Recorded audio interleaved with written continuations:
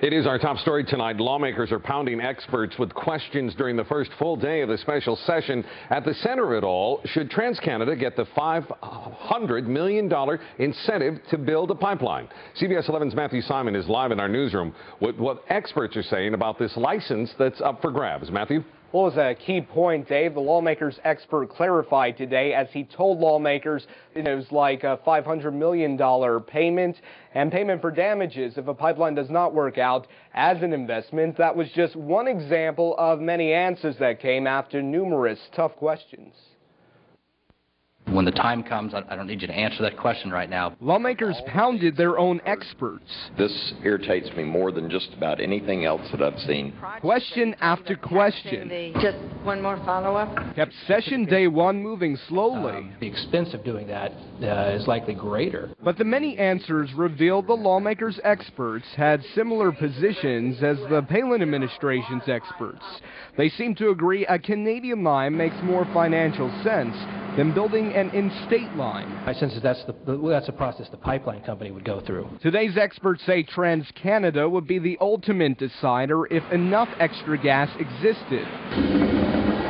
Only then would they build a spur line off the main line to ship natural gas down to Valdez and sell it liquefied to international markets. It would rank the commitments in terms of the present value of those commitments in an open season, and then allocate them based on what gives it the highest value. Another similar position: producers would be required to sell their gas if shipping costs were deemed reasonable. A huge and important factor because the state and TransCanada need those gas commitments to get the feds to sign off. Having the commitments to ship gas is going to be key.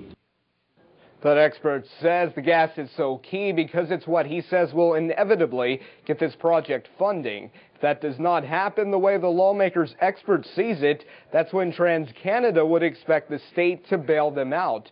Hearings continue in the morning where those experts will give their analysis of how TransCanada plans to get their permit. Dave. Matthew, did any lawmakers ask if there's language in TransCanada's plan that would obligate them to ship the gas to the lower 48?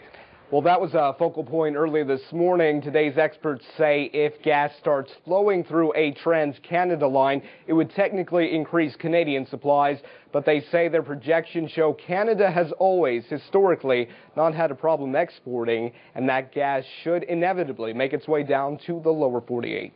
And that is CBS 11's Matthew Simon reporting for us tonight in the newsroom. Speaking of energy, right now, if you're in Anchorage, there's an opportunity for you to take on the problem directly and voice your concerns from now until 9 tonight at East High's Commons. The Alaska Energy Authority is hosting this event. Officials say they want you to bring your ideas and help them develop a long-term energy plan for the state of Alaska.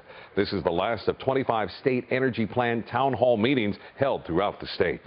Tonight, it's a push by the Palin administration to expand the marine park system here in the state. In Juneau today, Governor Sarah Palin signed Senate Bill 57 into law. SB 57, that is sponsored by Senator Kim Elton and co-sponsored by Representatives Beth Kurtula and Andrea Dahl, adds 14 islands adjacent to Juneau to the state system of marine parks. Palin says this legislation that will essentially make Alaska's natural habitat more accessible has been years in the making and consistently supported by Alaskans and outdoor groups. Well, our constitutional founders had us in mind when they included provisions for our use and enjoyment of our land. And this legislation will allow us to do just that by adding 7,715 upland acres of park to enjoy.